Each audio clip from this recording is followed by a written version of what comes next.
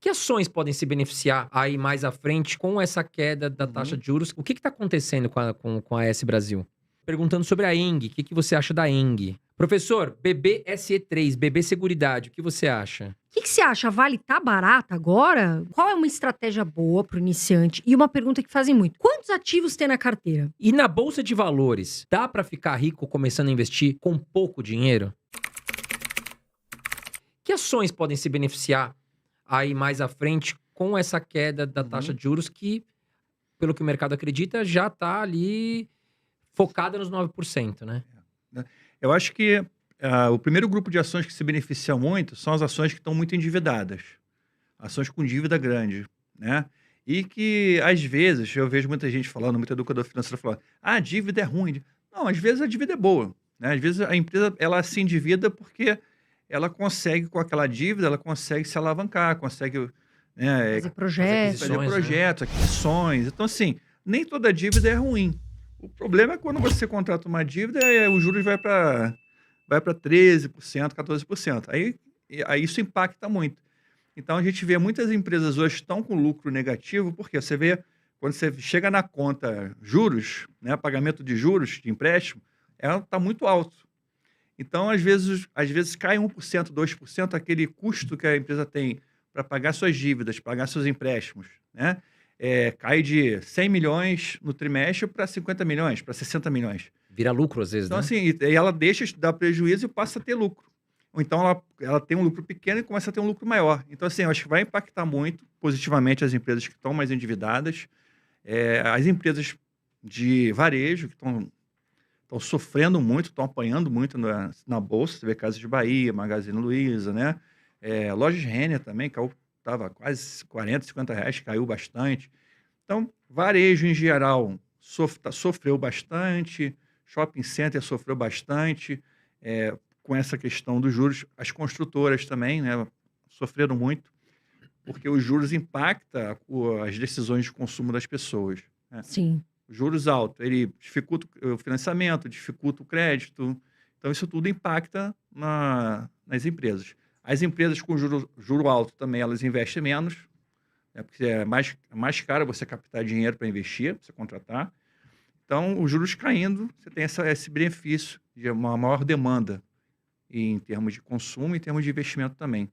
Então, setores shopping center também é um setor que deve se beneficiar bastante com a queda dos juros. Em geral, a economia toda se beneficia, né. A gente fala: "Ah, banco vai sofrer". Não, banco não sofre, cara. Banco não sofre nunca, né. Nem banco, nem seguradora. Agora, professor, um case interessante que a gente ouve falar muito, Uhum.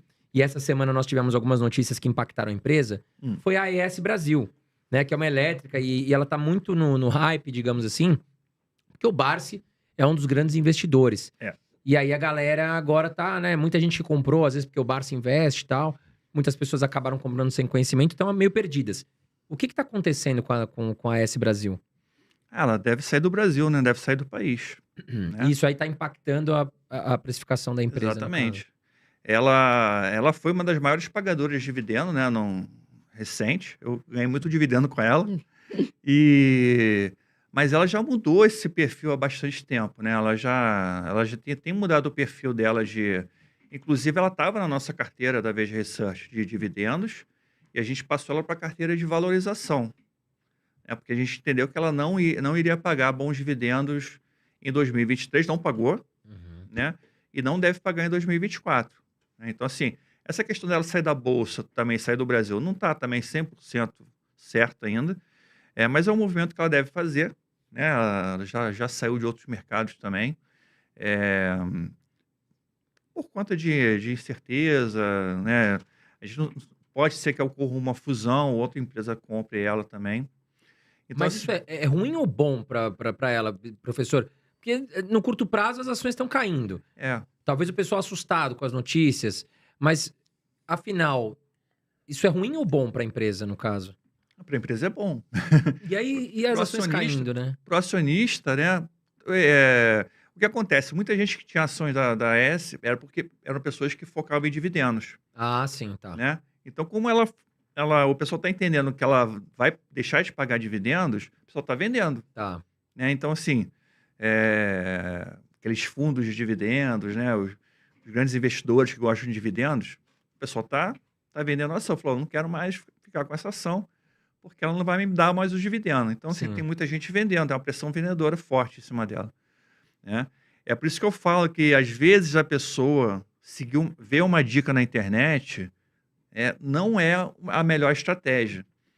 Porque você vê, às vezes, essa entrevista que o Barsi deu lá, falando da AES, pode ter sido uma entrevista antiga. Exatamente.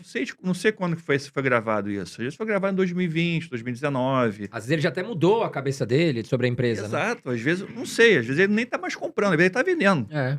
Então, assim, isso acontece. Às vezes a pessoa pega um vídeo meu lá de 2019, 2020. Ah, mas você mandou comprar ela aqui. Não, mas era lá, né? Não é agora. Olha a data do vídeo, é importante. Exatamente, olha a data do vídeo, entende? Mas vamos dar uma olhada aqui, porque tem muita gente mandando pergunta. Por exemplo, o Lucas R. Professor, perguntando sobre a ENGIE. O que você acha da ENGIE? Eu acho uma ótima empresa. Uma das melhores Colocadinha. do setor elétrico ali, né? O código dela é, né? EGI 33, ENGIE. Eu chamo ENGIE. Não sei se é ENGIE. Eu também falo ENGIE, mas tá tudo certo, né, professor? Tá sério tudo. O que vier, a gente, é igual cerveja. Se estiver gelada, a gente toma, né? Mas eu acho do setor elétrico ali, eu acho uma das melhores ações do setor elétrico. Né? O setor elétrico tem muita coisa boa, né, professor? Tem muita coisa boa. E ela, se eu botar assim, top 5 do setor elétrico, eu acho que ela estaria nas top 5. Estaria? Mais uma pergunta aqui, ó, do Gutenberg. Professor, BB-SE3, BB Seguridade, o que você acha? Sensacional. Uma empresa fantástica, né? Paga ótimos dividendos. Ótimos dividendos, né? Agora não tá daquele precinho camarada, né? Precinho que eu gosto, mas ela não tá cara também. Pelo que tá pagando dividendo, é uma empresa muito lucrativa, muito rentável. O ROI dela, se eu não me engano, é um dos maiores da Bolsa, não é, professor? Altíssimo. ROI, margem altíssima. É uma empresa muito boa, uma das melhores aí da Bolsa, sem dúvida. Agora, a Vale. Tivemos aí a notícia agora há pouco, né, do Guido Mantega, e aí despencou. A gente perdeu um valor grande, né? Isso. E agora, professor, tem gente falando assim, tá barato, tá caro, mas se a gente vê o indicador, o PVP, tá acima de 1. O que você acha? A Vale tá barata agora? Vale a pena comprar devido a essas notícias? Eu adoro quando acontece uma notícia assim, né? Que aí derruba uma ação boa. Uma intervenção, uma coisa, o governo meteu o dedo na empresa e acontece uma queda de preço. Porque, assim, a empresa, ela vai existir para sempre, né? O presidente da empresa não vai ficar para sempre nela. Então, E, assim, uma coisa que eu brinco, né? Eu falo muito isso para meus alunos, meus clientes, né? O presidente não manda tanto que nem a gente imagina, entendeu? Em tudo, em qualquer lugar, né? Que bom que é assim, né? Você tem no Brasil, inclusive, o presidente hoje, ele não manda tanto.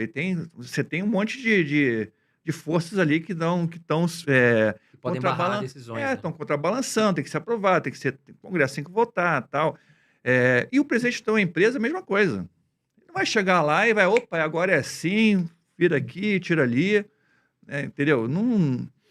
E conhecendo a Vale, ela é uma empresa gigantesca. Eu acho que as pessoas não têm a mínima noção do tamanho que a Vale é. A Vale é uma empresa gigantesca. Era quase uma cidade lá em Porto, lá de Tubarão, perto de Vitória. As minas são enormes. A empresa tem ferrovias, tem navios. É coisa gigantesca. E ela tem uma lucratividade muito grande. Ela é uma empresa que tem uma vantagem competitiva muito grande. Que ela tira minério, ela produz minério de forma muito barata e transporta de forma muito barata e ela consegue vender. Então, assim, ela tem uma vantagem competitiva. Você pega uma mina de minério na Austrália, da Rio Tinto, por exemplo, que é uma concorrente dela, né? O cara tem que cavar lá um buraco de 500 metros para tirar o minério. E isso tem um custo muito grande. Então, assim, para ser rentável aquela operação, o preço do minério tem que estar a um certo nível. Para a Vale, não. Para a Vale, o minério a 60, 50 dólares, para ela tá super lucrativo. Então, acho que é uma empresa que tem esse diferencial competitivo e não é uma mudança ali, que vai acabar com essa vantagem competitiva dela. Virou uma oportunidade, né? Agora, falando em dividendos, que a gente vem falando bastante nessa palavra aqui no podcast de hoje, Quais ações estão chamando sua atenção de dividendos para 2024, professor? Tem muitas ações aí que devem gerar bons dividendos em 2024, né? A gente trabalha na VG Research, a gente trabalha sempre. Tudo que eu falo aqui é resultado da pesquisa do trabalho da VG Research, né? Então, tem uma equipe de 10 pessoas, 10 analistas que estão trabalhando todo dia olhando para isso, né? Então, a gente olha muito, André, para o dividend yield projetado. Legal. Não para o dividend yield anterior, né? Que quando as pessoas olham dividend yield, tem uma pessoa que falou assim, eu vou comprar Metal Leve. Metal Leve está pagando 20%. Eu falei, não está pagando, ela pagou 20%. Passado. A gente não tem certeza se ela vai pagar esse ano os mesmos 20%. Mas a gente espera que ela pague um bom dividendo, mas 8%, 9%, né? A gente espera isso. Então, assim, Metal Leve é um exemplo de uma ação que é interessante porque ela deve pagar um bom dividendo, mas ela não vai pagar os 20% que ela pagou, né? Quando a Petrobras pagou 64% de dividend yield, eu acho que foi em 2021, né? A gente foi pego de surpresa. Sim. A gente tinha projetado 15%, que era, de 15% de dividend yield é enorme, né? E ela pagou 64%. Falei, caramba, que beleza, né? E esse ano agora também, que todo mundo ficou preocupado, né, com a Petrobras, o governo novo, mudou o governo, muita gente vendeu as ações, né, e a gente reforçou a compra da ação. Eu lembro que muitas casas de análise, muitas empresas recomendaram vender Petrobras lá atrás, né, por conta de problemas de troca de presidente, até no governo anterior, né, que trocava o presidente. Perdemos a paciência com Petrobras, deu venda. E ela continuou pagando dividendos. E ela deve pagar bons dividendos agora também, em 2024. Não sei se nessa faixa de R$40 que ela está agora, né? Quem comprar 40, obviamente, não vai ganhar, deve ganhar aí uns 8%. Mas imagina quem comprou 23, 20 Na virada de Bolsonaro para Lula, ela estava em 20 e pouco, né? Ela caiu bastante, né? Imagina. Que o pessoal falou, o Lula vai meter o dedo. E realmente não tá... O Lula não está se intrometendo até então na Petrobras, né? Não como se esperava, né? É o que eu falo, né? O presidente, ele manda até certo ponto, né? Então, assim, a gente apostou nessa tese que não ia ter uma intervenção tão forte e quem seguiu essa tese se deu bem. A gente está vendo a Petrobras com uma rentabilidade muito alta, o preço do petróleo está com uma tendência de alta. Então, assim, a gente está olhando a Petrobras também com uma boa pagadora de dividendos. Tem uma empresa que eu gosto bastante, até entra no hall das small caps, né? Que eu estava com ela na cabeça, lembrei agora. A PetroRecôncavo. Né? Teve uma boa, né, com a RE Petróleo, né? Elas fizeram uma fusão ali, né? Elas estão tentando, né? Estão ali naquele processo de fusão. A gente recomendou ela na carteira já tem algum tempo, né? Focando em dividendos, que ela já tem um potencial de dividendos muito grande. Agora ela deu essa valor. Pode ser que com a fusão ela até se transforme, né? Ela deixe de ser uma empresa de dividendos. Isso acontece muito, né? Às vezes a empresa ela tem uma fusão, uma aquisição, e a empresa para de pagar um pouco de dividendos. Então, eu acho que ela também tem um potencial muito bom. E as elétricas, em geral, acho que a Engie, que a gente falou agora há pouco também, deve pagar essa faixa de 8%. Se você pudesse citar hoje, professor, 3 ações para se aposentar, claro, olhando o cenário de hoje, né? Quais seriam essas ações? Aí, quando eu penso assim, quando a pergunta é 3 ações para se aposentar, eu penso o seguinte, a pessoa vai comprar aquelas ações a vida toda, né? Então, eu já penso, poxa, por exemplo, Itaú. Itaú hoje está com preço muito barato? Não está muito barato. Mas se eu quero comprar uma ação para me aposentar, eu vou comprar durante 30 anos, eu tenho que pensar o seguinte, eu não tenho que pensar no hoje, eu tenho que pensar como é que a empresa vai estar daqui a 10 anos, daqui a 20 anos, daqui a 30 anos. Né? Então, assim, primeira pergunta que eu faço, ela vai continuar existindo? Vai. Né? Ela vai continuar importante no setor dela? E vai continuar com vantagem competitiva? Vai. O setor que ela pertence, bancário, vai continuar sendo um setor relevante para a economia? Ou vai ser o setor que vai sumir? Né? Não, o banco vai continuar tendo. Então, assim, eu penso em essas questões. Então, assim, 3 empresas para se aposentar. No Brasil, Eu pensaria, Vale, né? Acho que Vale vai sempre continuar com vantagem competitiva, sempre continuar grande, vai sempre pagar bons dividendos quando ela puder. Então, Vale. Pensaria Itaú, a gente falou de Itaú, acho que é o melhor banco, né? E no setor elétrico, eu pensaria na Engie, né? Bacana. Essas Ótimas três aí, opções. eu acho que são empresas que não são, de repente, as melhores opções hoje para comprar, né? Mas eu acho que para o longo prazo, para o Futuro longuíssimo prazo, promissor, né? elas vão continuar existindo e vão continuar gerando bons frutos para o seu investidor. Eu fiz uma pesquisa, a gente fez um levantamento muito interessante. Nos últimos 20 anos, eu peguei apenas empresas com alta rentabilidade, com ROI, que é o indicador ROI, acima de 20%. Né? Eu comparei essas empresas, apenas esse único indicador, ROI, com o Ibovespa, para ver qual era a rentabilidade média real, já descontando a inflação. O ROI deu 18% por ano, de média, nesses 20 anos. Caramba. O Ibovespa deu 4%, 4,5% mais ou menos. Ou seja, 4,5% mais IPCA. Né? E as empresas com alta rentabilidade, 18% mais IPCA. Então, assim, imagina, inflação mais 18%. O que rende isso? O que gera aí? Qual o investimento que te dá isso? Nenhum. Então, essas três empresas são empresas que têm essa característica, alta rentabilidade e vantagem competitiva. Professor, o iniciante. Lá vem as perguntas da Carol. Tá. O iniciante começou. Uhum. Como que você acha que ele deve... Qual é uma estratégia boa para o iniciante? E uma pergunta que fazem muito. Quantos ativos tem na carteira? Boa. Eu faço sempre a brincadeira da mudinha. Conhece a brincadeira da mudinha? Você vai plantar uma mudinha de uma árvore, né? O que você faz? Você bota lá aqueles galinhos em volta, né? Bota um aramezinho, o cachorro no fuçar na muda. Você protege, né, o que está crescendo. Né? Aquela mudinha vai virar uma super árvore daqui a 20 anos. Vai virar uma mangueira, vai virar um carvalho, não sei. Né? Mas no começo é uma plantinha pequenininha. Então, no começo, as pessoas fazem o contrário. As pessoas, no começo, elas são mais arrojadas. Elas são mais louquinhas no começo. Né? Porque verdade. Tem pouco capital, aí pensa, vou pegar aqui R$100, 200, já vou comprar um negócio aqui, pumba, aí compra qualquer coisa, sem pensar muito, sem entender muito, sem estudar tanto. Então, assim, acho que o ativo mais valioso que a pessoa tem, e eu vejo isso em todos os clientes meus que chegaram à liberdade financeira, são pessoas que têm uma característica, são pessoas que têm características comuns a pessoas de sucesso. São pessoas que estudaram muito, são pessoas que trabalharam muito, pessoas que construíram negócios ou construíram carreiras de sucesso. Então, eu acho que isso é o básico, o conhecimento é o básico. A pessoa entender realmente o que é investimento em ações.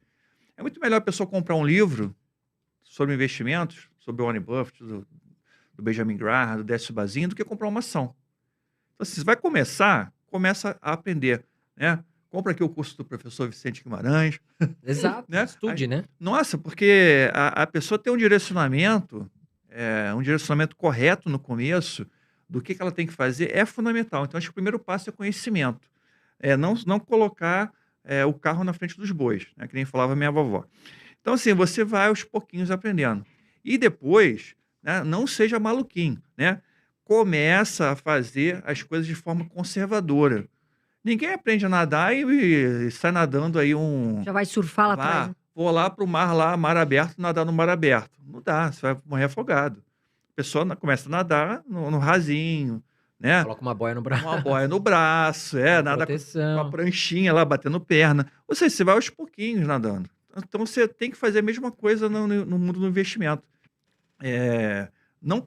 Tenta não cometer erros. Como é que você não comete erros? Focando em conhecimento, focando no que é conservador, no que é mais seguro. E quantas ações, assim? Eu esqueci da quantidade.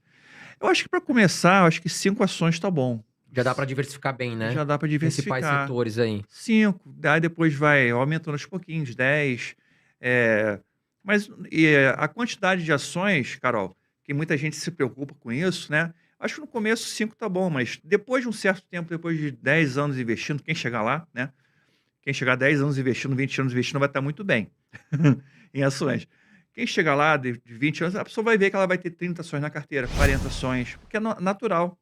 Porque uma ação que está barata hoje, depois ela vai deixar de estar barata.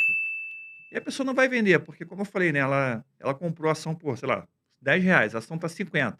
Mas ela ganha tanto dividendo em cima daquela ação que ela não precisa vender. Ela segura ela na carteira. Então, tem ações que eu comprei lá 10 anos atrás que estão na minha carteira até hoje. E eu não vendo, né? E eu estou ganhando bons dividendos. Então, você vai comprando novas ações, você vai colocando novas ações na carteira, aquelas antigas você vai deixando ali, e você vai, quando você vê, você é uma carteira com 40, 50 ações. Isso não tem problema nenhum. As pessoas ficam com esse trauma, né, eu vou ter muitas ações, eu vou estar pulverizado. Não. Se você fez 50 bons negócios, 20 bons negócios, não tem problema. Lógico, a pessoa começou agora, está com 1 ano de bolsa. Não tem Muito sentido pouco tempo. não tem sentido a pessoa ter 20 ações. Sim. Né? Não adianta ficar comprando cada diquinha que você ouvir, vou comprar essa aqui, vou comprar essa Compra aqui. sem saber o que tá fazendo. Não adianta. Exato. Agora, professor, como ficar rico investindo? E na Bolsa de Valores, dá para ficar rico começando a investir com pouco dinheiro? Para quem tá começando agora? Claro que dá, né? Tá sim. Eu acho que eu uso a frase do Warren Buffett, né? Que dá para... Alguém perguntou para o Warren Buffett, poxa, sua estratégia é tão boa, né? Tá tão certo, por que as pessoas não fazem? Aí ele falou, porque as pessoas não querem ficar ricas devagar. Né? Exato, Então, a grande questão da Bolsa é essa. A pessoa não quer ficar rico devagar, ela quer ficar rico. Ela quer uma resposta rápida. Ela quer um passe de mágica para ficar rico. Aí, realmente, não existe. Não existe isso na Bolsa de Valores. Ninguém vai ficar rico rápido na Bolsa de Valores. Trabalhar que é bom também ninguém quer, né? Exato, tem que trabalhar muito. A Bolsa, ela só vai gerar frutos daquilo que você construiu no seu trabalho. Então, a pessoa fica assim, eu boto uma projeção, aí eu fiz um vídeo agora, também recente. Como construir uma renda de tantos R$ 1.000 por mês. Aí a pessoa fala assim, nossa, mas eu vou demorar 20 anos para chegar nessa renda de 10 mil. Aí eu falei, mas você quer... É uma renda passiva crescente e para sempre. Uhum. Você quer construir uma renda dessa em quanto tempo? Em 5 anos? 3 anos? Exato. Não é assim. Então, eu fiz uma projeção que a pessoa com R$ 300 por mês, ela consegue em... R$ 300 deu 30 anos. Ela consegue em 30 anos, consegue construir uma renda mensal de dividendos de R$ 10.000. É uma aposentadoria para muitas Poxa, pessoas, Nossa, é um né? baita salário, né? Nossa, Assim, 10 mil sem trabalhar, você tem ali 10 mil de boa. É que eu falo, a pessoa fala, como é 10 mil, e não é 10 mil, é 10 mil crescente, para Exato. sempre. E você vai deixar de herança. exato. Então, assim, cara, com R$ 300, investindo em ações de dividendos, investindo em ações de qualidade, né? Investindo com uma estratégia correta. E, sim, e se a pessoa colocar R$ 500, já vai para... meu cálculo foi para 25 anos. E se for R$ 1.000, já cai para 20. Então, conforme você vai aumentando o seu aporte, você vai chegando mais rápido. Então, assim, dá para a pessoa chegar, né? E eu falo, cara, não adianta. Se você que está investindo, está começando a investir e está com pressa, nem começa. Sim. Nem começa, porque você vai se frustrar. Mas...